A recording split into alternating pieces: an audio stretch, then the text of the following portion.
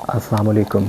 आज की इस वीडियो के अंदर हम बात करेंगे अरस्तू की थ्योरी ऑफ कॉज़ैलिटी के बारे में, उसके फर्स्ट प्रिंसिपल और फर्स्ट कॉज के बारे में।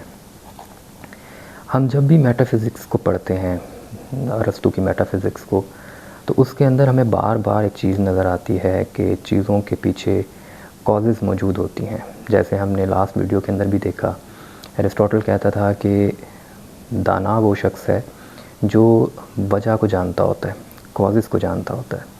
तो एरिस्टोटल ने इस चीज़ के बारे में एक थ्योरी भी दी है जिसको हम थ्योरी ऑफ कॉज़ैलिटी कहते हैं, जो असल में हमें गाइड करती है कि हम चीज़ों के पीछे मौजूद कॉजेज़ को किस तरह से फाइंड आउट कर सकते हैं।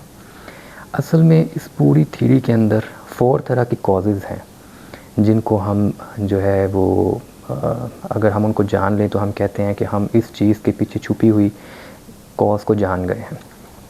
अब इस थ्योरी के अंदर जो पहली कॉज है उसको हम कहते हैं मटेरियल कॉज, यानी कि हम किसी ऑब्जेक्ट के बारे में अगर बात करें, फॉर एग्ज़ाम्पल हम एक चेयर के बारे में बात करें, तो उसकी मटेरियल कॉज ये होगी कि वो किस मटेरियल से मिलकर बनी है। मान लीजिए कि हम कहते हैं कि ये जो कि चेयर है ये लकड़ी से मिलकर बनी है, तो उसकी मटेरियल कॉज वुड होगी। इसके बाद जो दूसरी कॉज है, दूसरी कॉज को कहते हैं फॉर्मल कॉज। फॉर्मल कॉज क्या होती है कि जब हम कोई चीज़ बनाना चाहते हैं या हमारे पास कोई चीज़ मौजूद है तो वो किस फॉर्म के अंदर है, किस शेप के अंदर है। ऑब्वियसली चेयर की कोई ना कोई फॉर्म है, कोई ना कोई शेप है, जैसे उसकी 2 आर्म्स होंगी, 4 लेग्स होंगी, उसकी एक बैक होगी, एक बैठने की जगह होगी, तो ये उसकी जो फॉर्मल कॉज बताएगा। तीसरी चीज़ होती है एफिशिएंट कॉज। एफिशिएंट कॉज हमें बताती है कि ये फ़लाँ चीज़ जिसके बारे में हम बात करें ये असल में बनाई किसने है। जैसे हम चेयर के एग्जांपल ले रहे हैं तो यहाँ पे जो एफिशिएंट कॉज होगी वो कारपेंटर होगा जिसने ये चेयर बनाई है। लास्ट में आती है हमारे पास फाइनल कॉज, और फाइनल कॉज हमें बताती है कि असल में इस चीज़ का मकसद क्या है। हम जानते हैं कि चेयर जो है वो बैठने के काम आती है, किसी को ऑनर देने के काम आती है। तो ये अगर हम 4 कॉजेज़ को जान लें तो हम किसी भी चीज़ की उसके पीछे सबब को जान सकते हैं। ये थी थ्योरी ऑफ कॉज़ैलिटी बाय एरिस्टोटल। अब हम चलते हैं फ़र्स्ट कॉज की तरफ कि फ़र्स्ट कॉज क्या है। मान लीजिए कि हमारे पास मुख्तलिफ़ किस्म की बॉल्स हैं, तो हमने वो बॉल्स एक सरफेस के ऊपर रखी हुई हैं। हम देखते हैं कि कुछ टाइम के बाद एक बॉल जो है वो नीचे गिरती है। अब यहाँ पे हमने ये इमेजिन करना है, जहन में रखना है कि यहाँ पे कोई एक्सटर्नल फोर्स काम नहीं कर रही, कोई फोर्स मतलब in the form of wind या कुछ और मौजूद नहीं है, ख़ुद से वो बॉल नीचे गिर पड़ी। फिर उसके पीछे दूसरी बॉल गिर जाती है, फिर उसके पीछे तीसरी बॉल गिर जाती है। तो हमें अंडरस्टैंड करने के बाद पता चला, हमें पूरा जो वो प्रोसेस था उसको देखने के बाद हमें पता चला कि असल में जो पहली बॉल गिरी थी उसको उससे पीछे वाली बॉल ने फ़ोर्स किया था, पुश किया था कि वो नीचे गिरे, और उससे पिछली बॉल को उससे पीछे वाली बॉल ने फ़ोर्स किया था। ये प्रोसेस अगर हम देखते जाएं तो ये एक पूरी सीरीज़ बनाएगा और ये इन्फिनिटी तक जाएगा। लेकिन एरिस्टोटल कहता है कि ऐसा नहीं होता कि ये प्रोसेस जो है वो इन्फिनिटी तक जाएगा। ये प्रोसेस रुकेगा एक जगह पे आके, और उस प्रोसेस को जहाँ पे वो रुक रहा है, जहाँ पे उसका एंड हो रहा है, उसको एरिस्टोटल कहता है कि ये उसकी अनकॉज्ड है, यानी एक अनकॉज्ड होगी जहाँ पे वो प्रोसेस रुक जाएगा। वो अनकॉज्ड ना तो चेंज होती है, ना वो मूव करती है, ठीक है, ना उसको किसी ने बनाया है। वो ख़ुद तो हरकत नहीं करती लेकिन चीज़ों को हरकत देती है। तो हम वो एंड जिसको हम कह रहे थे कि ये फाइनल कॉज थी, उसको एरिस्टोटल फर्स्ट कॉज कहता है। इसको अल्टीमेट मूवर भी कहता है, इसको अनमूव्ड मूवर भी कहता है। यहाँ पे मैं आपको थोड़ी सी बात और क्लियर कर दूँ कि जो प्री सोक्रेटिक फ़िलासफ़र्स थे, जैसे कि हम बात करें अगर हेराक्लाइटस की, तो हेराक्लाइटस की जो फ़िलासफ़ी थी वो ये कहती है कि चीज़ें जो हैं वो मुसलसल बदल रही हैं, हर लम्हा चीज़ें मुसलसल चेंज हो रही हैं, तग़य्युर का अमल चीज़ों के ऊपर मुसलसल लग रहा है और उनको बदल रहा है। Everything is in flux. इसके लिए वो एक मिसाल दिया करता था कि जैसे फ़र्ज़ करें हम एक दरिया पे खड़े हैं, हम उसमें एक पाँव रखते हैं, तो जो दूसरा पाँव है वो हम सेम रिवर के अंदर नहीं रखते, ऑब्वियसली वो जो लहरें थी, जिसने पहले पाँव को टच किया था, वो लहरें, वो पानी, वो आगे चला गया है, उसकी वो वाली जो कंडीशन थी वो बदल चुकी है। दूसरा पाँव एक नए पानी के अंदर आया है। तो दरिया भी क्योंकि तगय्युर के अमल के अंदर है, तो हर चीज़ मुसलसल बदलती जा रही है।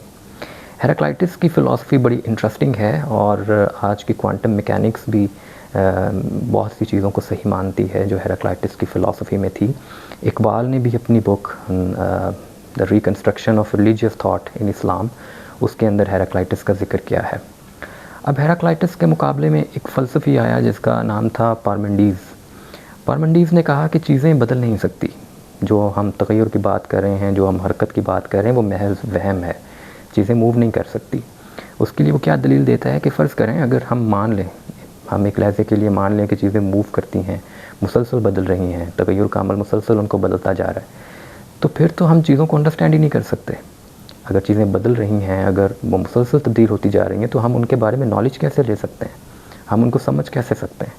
क्योंकि हम चीज़ों को तभी समझ सकते हैं जब वो एक स्टेडी स्टेट के ऊपर हों, तो हम उनकी प्रॉपर्टीज़, उनकी कंपोजिशन को समझ सकते हैं। लेकिन जब वो चेंज होती जा रही हैं, तो हमारे पास तो कभी भी कंप्लीट नॉलेज चीज़ों का नहीं आ सकता।